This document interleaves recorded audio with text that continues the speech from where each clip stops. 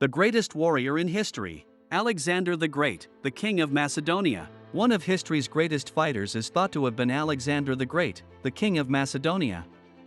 He established one of the biggest monarchies the world has ever known thanks to his military skill and strategic brilliance. Guys, there is a small reminder. If you have not yet subscribed to my channel, don't forget to subscribe and press the bell icon so that you don't miss out on any newly uploaded videos. And hang on till the end of the video, so you don't miss any part of this interesting story. Alexander the Great, also referred to as Alexander III of Macedon, was a ruler of the Macedonian kingdom in ancient Greece. At the age of 20, he replaced his father Philip II to the crown in 336 BC, and throughout the majority of his reign, he waged a protracted military campaign across Western Asia and Egypt. He founded one of history's biggest empires. By the time he was 30 years old, it spanned from Greece to northwest India. He is regarded as one of history's finest and most successful military leaders because he was unbeatable in battle. Aristotle taught Alexander until he was 16 years old. He embarked on an expedition in the Balkans in 335 BC, not long after assuming the throne of Macedon, and reasserted control over Thrace with portions of Illyria before moving on to the city of Thebes, which he had later slain in combat. Then, Alexander served as the League of Corinth's head and utilized his position of power to undertake the Pan-Hellenic project that his father had envisioned, taking charge of all Greeks in their conquest of Persia.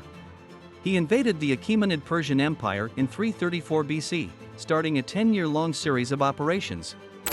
After conquering Asia Minor, Alexander defeated Achaemenid Persia in a string of crucial engagements, notably those at Issus and Gaugamela. He then defeated Darius III and seized control of the entire Achaemenid Empire. The Macedonian Empire controlled a sizable area between the Adriatic Sea as well as the Indus River when Persia fell.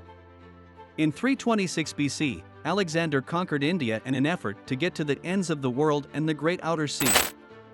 At the Battle of the Hydaspes, he decisively defeated Porus, an ancient Indian monarch who ruled over modern-day Punjab.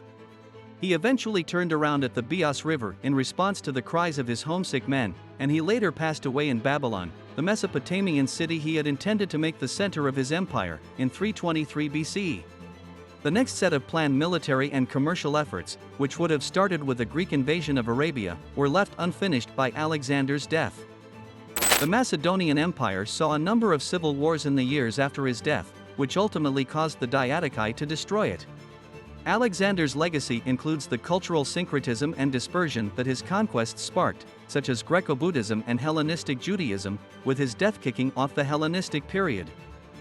More than 20 cities were established by him, with Alexandria in Egypt ranking as the most significant. Greek colonists were established by Alexander, which led to a result: Greek culture was disseminated, resulting in the complete control of Hellenistic civilization as well as influence as far east as the Indian subcontinent.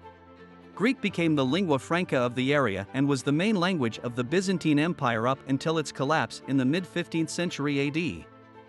The Hellenistic period gave rise to the Roman Empire and modern Western culture. Up until the Greek genocide and Greek-Turkish population exchanges in the early 20th century AD, Greek-speaking populations could still be found in central Anatolia and far eastern Anatolia. Alexander rose to legendary status as an Achilles-like classical hero, making significant appearances in both Greek and non-Greek historical and mythological traditions.